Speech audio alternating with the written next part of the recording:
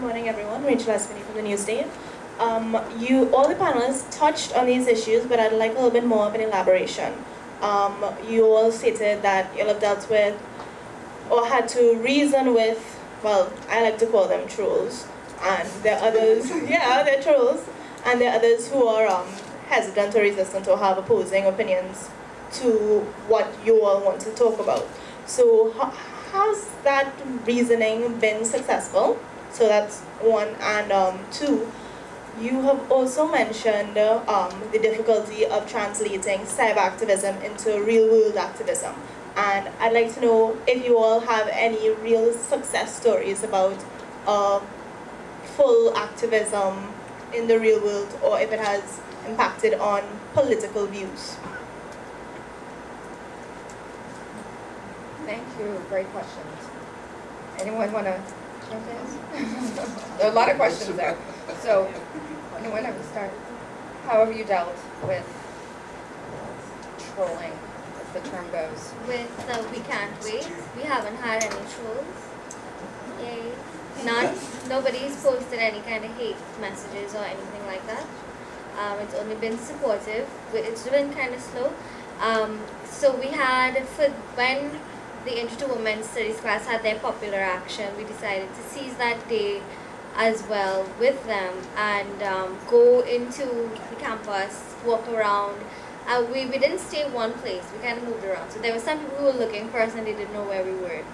So I guess that was a downside to that. But we moved around and talked to different people and asked them if they would like to post their picture, because the same thing that we do online, we're saying, okay, we're doing it now. You can post a picture of yourself, you could write down what you want, we can take a video of you speaking, whatever you want to do, and we'll post it up to get people to participate, and they did. We got about 15, I think, within 2 hours, 15 posts, new posts, which is pretty good, because we had less than that for weeks before online. So I think that's kind of a success. Even though we haven't been out more, I think probably if we are out more and people can see us more, they'll be more willing. Then we did meet trolls.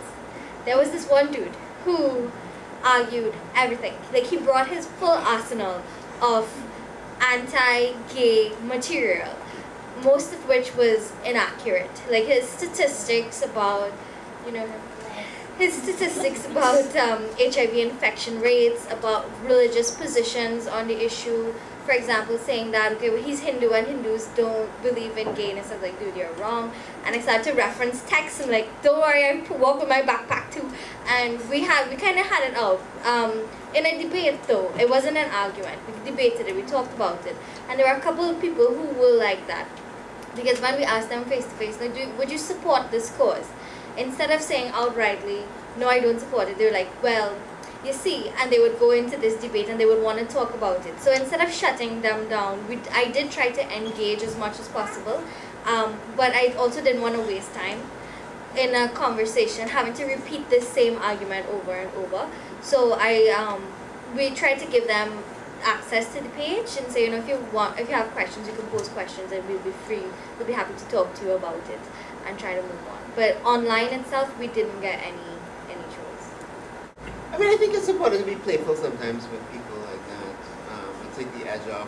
I mean, sometimes reasoning just doesn't work. It's not about reason. It's about they believe certain things, and you just share what you believe, and you link it to larger values around, nature, or justice, or whatever. Some of them are doing it just for the attention.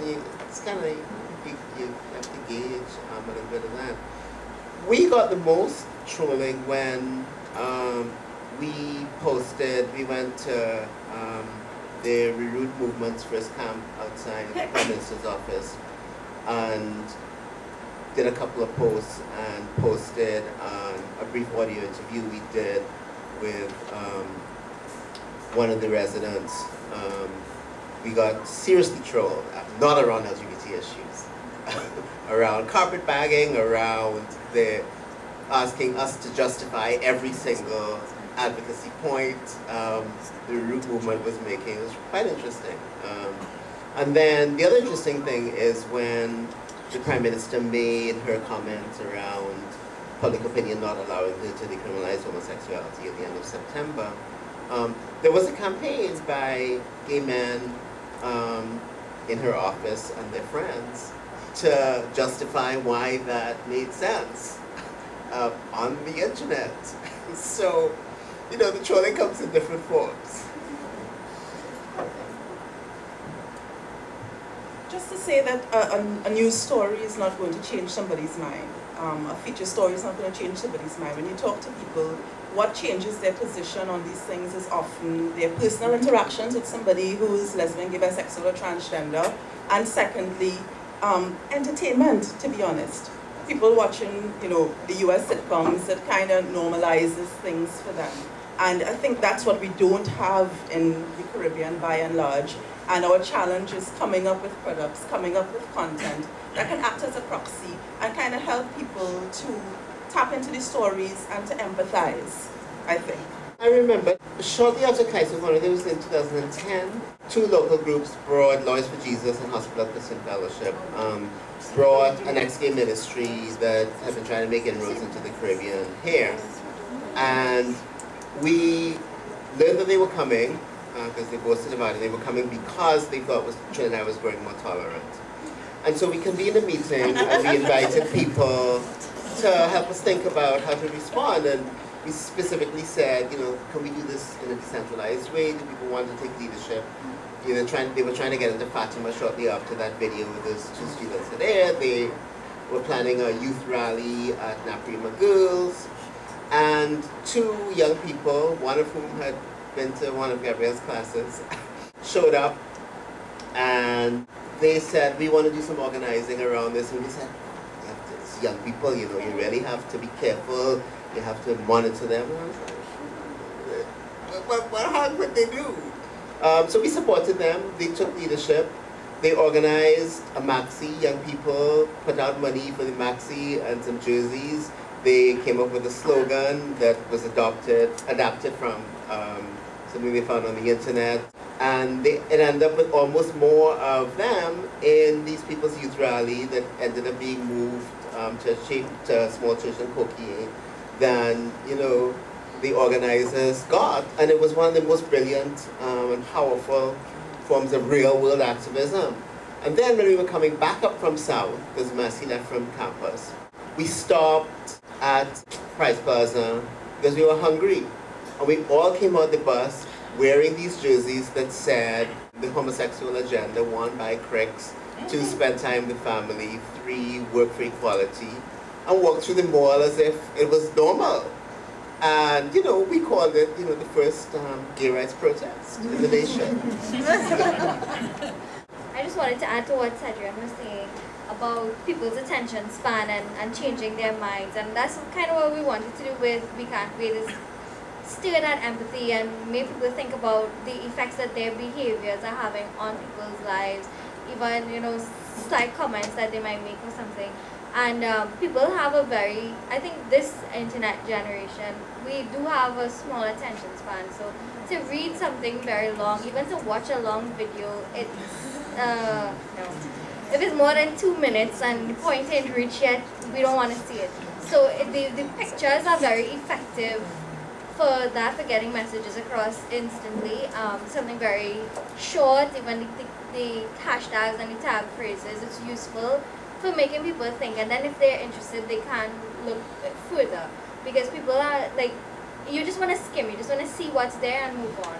Nobody has time, even though we're busy doing nothing. Nobody has time to really look at anything, you know? Except Richie. Richie's busy doing stuff. Yeah, we've had some successful, well, the Silent Silhouettes project is probably like the most visible form of activism that has emerged out of WOMANTRA. But we've also had the Sister Project, which was spearheaded by Stephanie Leach, the founder of WOMANTRA, and it came out of a lot of general introspection, and also just it mobilized members from WOMANTRA to work on mentorship of young girls who were leaving primary school and moving into secondary school, because adolescence is a trying time, I'm sure most of us know. And so it was just, that was, I guess, one of the most successful instances in which you had members from an online space working together in a real world space to create not necessarily like a huge, vast change, but at least to just like incrementally change the lives of, or work within the lives of individuals on the ground. And also, just because I'm on the panel, we have the Your Story project, I am one, which not just will serve as a database of like anecdotal data about people's life experiences, and also as like an archive of like statistical data on some levels. But the goal is, because so many artists are involved in this project, I myself am a screenwriter, Tamia Hurrian is a director person, an artist, let's just leave it at that. And we have other artists involved in the organization, and the plan is to take these stories, these real life stories from that, you know, will be gleaned from these surveys, and also like in-depth conversations we'll have after, to create works of art, like to create plays, to create movies, to create stories that you know, work, as CEDRIANN was talking about, like work to normalize, even if not normalize, but at least create more nuanced representations of members of the sexual and gender minority community, which is valuable because a lot of, you know, there's a public perception of what it means to be a part of that community, shared by individuals within the community and individuals outside of the community,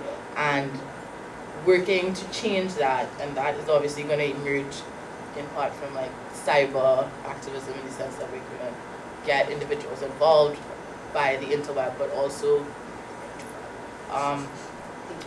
the interweb, but also, you know, on the ground, trying to create works that can be disseminated through the internet or even in public spaces, and generate some kind of conversation that will hopefully create some kind of change. Thank you.